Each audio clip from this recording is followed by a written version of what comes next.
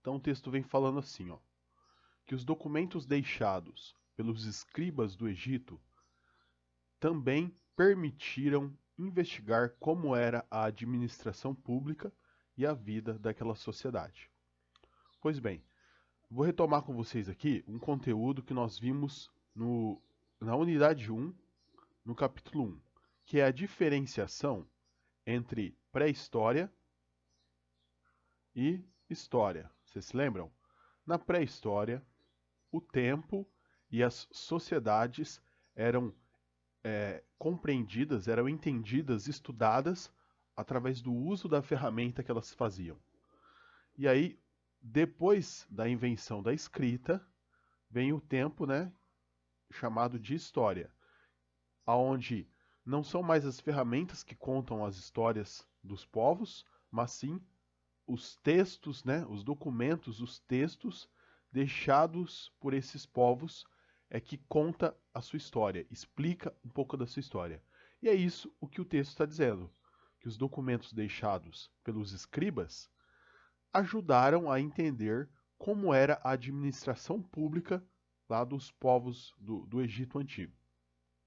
O texto fala também um pouco sobre os escribas, vem enfatizar a presença dos escribas, que nós vimos no capítulo anterior, no capítulo 1 da unidade 2, que eram aquelas pessoas responsáveis por copiar, né, barra escrever as leis.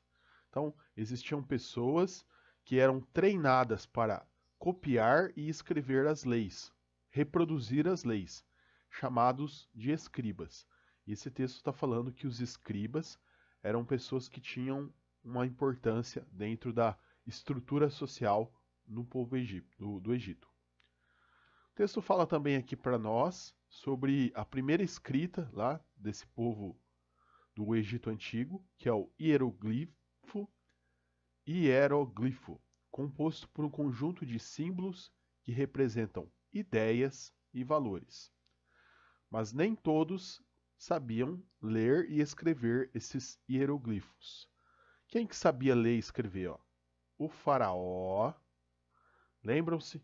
Na primeira parte eu falei que o faraó ele detinha o poder político e religioso. Quem mais? Os funcionários da realeza. Falei também na primeira parte que nas cidades do Egito, cada cidade era administrada por um chefe local. Esse chefe local é o funcionário da realeza. Ele também dominava a escrita e a leitura. Os sacerdotes lá do Egito também dominavam a escrita e a leitura, e os escribas, que eram os responsáveis por escrever esses textos, reproduzir esses textos. Bom, o texto segue falando então um pouco aqui sobre a importância do registro dessa cultura. O texto mostra aqui para nós que esses textos eles eram escritos em papiros. O que é? É um tipo de folha feita de uma planta, que era muito comum na região da África. Então é isso que esse texto está trazendo. Ele está falando um pouco sobre as pessoas que tinham acesso à escrita, falando um pouco sobre a importância dos escribas, e está trazendo aqui alguns instrumentos, né? Olha só, material de trabalho dos escribas, de cerca de 3.300 anos, encontrado na região de Tebas, no Egito. Então era com esse material aqui que eles faziam a escritura, reproduziam as leis, copiavam, transcreviam as leis. Tudo bem? É um pouco sobre isso que o texto está falando, que a partir desses documentos foi possível estudar e entender como era a vida no Egito Antigo. Vamos em frente? Bom, aqui nós já estamos próximos de finalizar e o texto vem falar para nós através de um tema aqui, ó, o mundo que queremos. Então ele vem com um textinho assim, ó. De acordo com a Constituição brasileira atual, todas as pessoas são iguais e têm os mesmos direitos. Mas nem sempre foi assim. Então esse texto aqui vai mostrar para nós que em sociedades antigas, nem todas as pessoas tinham os mesmos direitos. Algumas tinham e outras não tinham nada. Em especial as mulheres, elas tinham poucos direitos em sociedades antigas. Então vamos ver isso no texto. Vamos lá? Olha só, pessoal. Cidadania e igualdade, uma conquista histórica. Por quê? Porque não foi sempre que existiu cidadania e não foi sempre que existiu igualdade. Em algum momento da história se conquistou a cidadania e a igualdade. Então eu vou ler o texto para vocês, ó. Em muitas sociedades antigas, a desigualdade era o fundamento, a desigualdade. Ou seja, pessoas com mais direitos, outras com poucos direitos.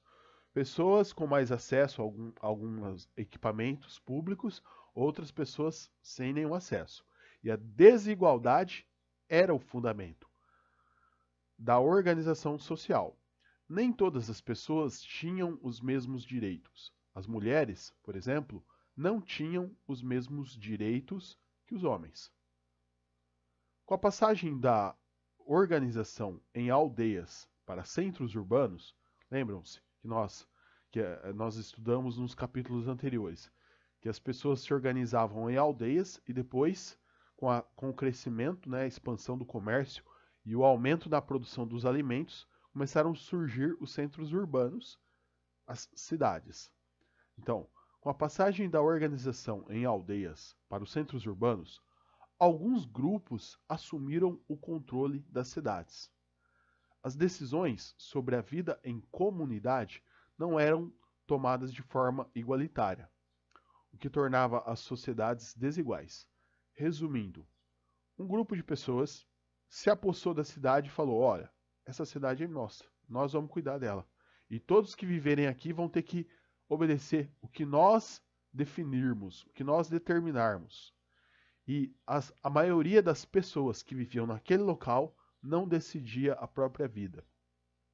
Ou seja, havia uma desigualdade social muito grande.